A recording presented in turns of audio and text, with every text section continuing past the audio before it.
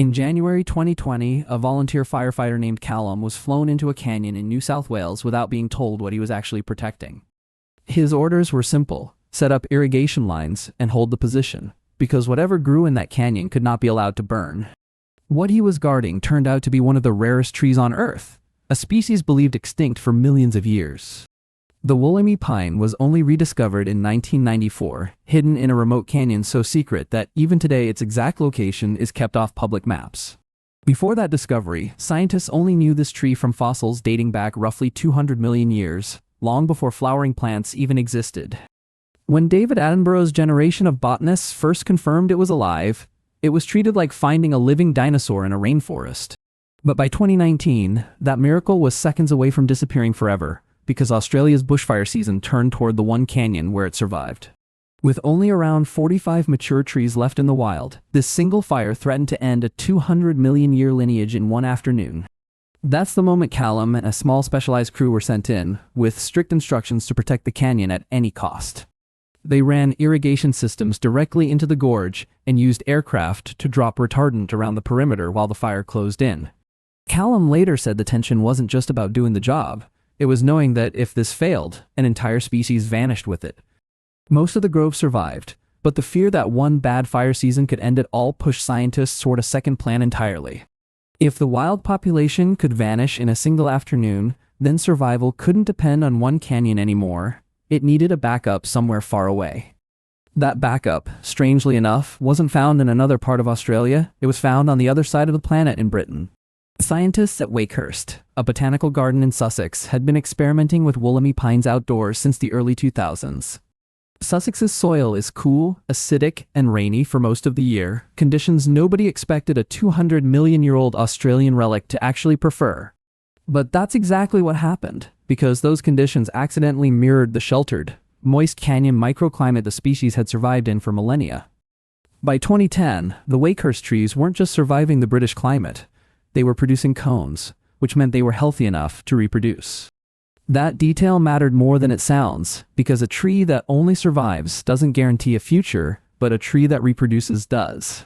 Fast forward to 2025, and Wakehurst collected its largest seed harvest yet from these outdoor trees, more than 100 potentially viable seeds in a single season.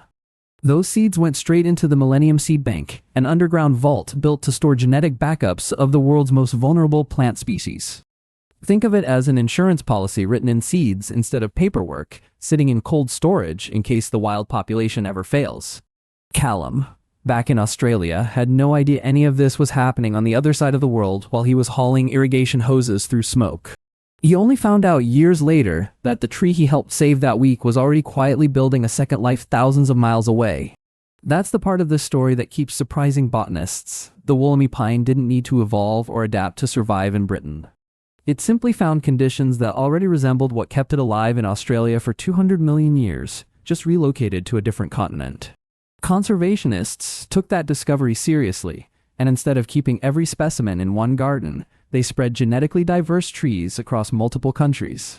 Botanical gardens in Britain, across Europe, in Australia, and in the United States now each hold their own share of the species. The logic is blunt but effective. No single fire, storm, or disease outbreak can wipe out a species that no longer lives in only one place. Callum's Canyon is still the only wild population left, which means every planted grove elsewhere exists purely because that one 2019 fire almost won. If it had, there would be no Wakehurst seed harvest, no global backup groves, and no story of dinosaur trees quietly thriving in English soil. That's the detail most people miss when they hear prehistoric tree surviving in Britain. It sounds peaceful, but it was born out of a near disaster. The 2019 bushfires didn't just threaten a rare plant, they forced an entire global strategy to change in a matter of weeks. Before that fire season, most conservation plans assumed the canyon itself was safe enough, protected by its remoteness and secrecy. After it, scientists accepted that secrecy alone wasn't protection, and started actively building redundancy into the species survival plan. That shift is why Wakehurst's 2025 seed crop matters so much. It's proof the redundancy plan is actually working, not just theoretical. Every one of those 100+ seeds represents a Wollemi pine that could grow somewhere the original canyon fire could never reach. And every tree grown from them carries the same genetics that survived 200 million years of ice ages, continental drift, and mass extinctions. Callum still checks in on wildfire updates every fire season, partly out of habit, partly because he knows exactly what's at stake in that canyon now. He's never actually seen a Wollemi pine outside of that mission, but he says he still feels strangely protective of a tree he can't identify by sight. That's the strange part of this whole story. A species this ancient survived not through strength, but through hiding well enough for long enough. It hid from whatever wiped out the rest of its relatives 200 million years ago, and it nearly got wiped out itself by a single fire season. Now it's not hiding anymore. It's spread across 4 continents, growing in gardens where casual visitors have no idea what they're looking at. A tourist walking through Wakehurst today could stand next to a genetic descendant of a plant that existed alongside actual dinosaurs. And they'd likely never know it, because from a distance, the Wollemi pine just looks like an unusually dark, glossy conifer.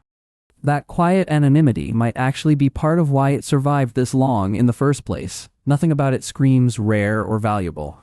Scientists studying the species now believe its real survival advantage was never speed or strength, but its tolerance for cool, damp, low-light conditions most plants avoid. Sussex just happened to offer exactly that combination, by accident, on a continent the tree had never touched in 200 million years. That's not adaptation in the traditional sense. The tree didn't change to fit Britain. Britain simply resembled the conditions it already needed. Which raises an uncomfortable question conservationists are still debating. How many other extinct species might already be hiding in similarly overlooked microclimates?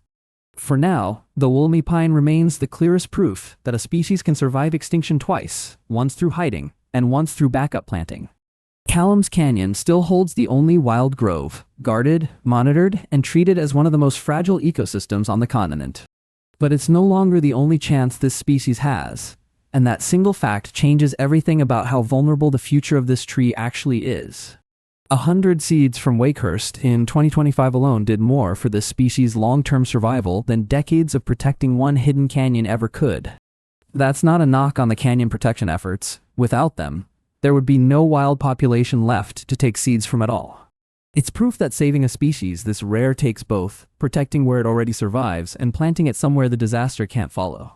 Callum still doesn't call himself part of a conservation story. He just says he followed orders and kept the hoses running that week in 2019. But without that week, there's no 2025 seed harvest, no global backup groves, and no dinosaur tree quietly growing in an English garden right now. If you want to see exactly how scientists identify which ancient species might already be surviving unnoticed like this one, that's covered in the next video. Watch that one next, because the list of extinct species scientists are now rechecking is longer than most people would ever expect.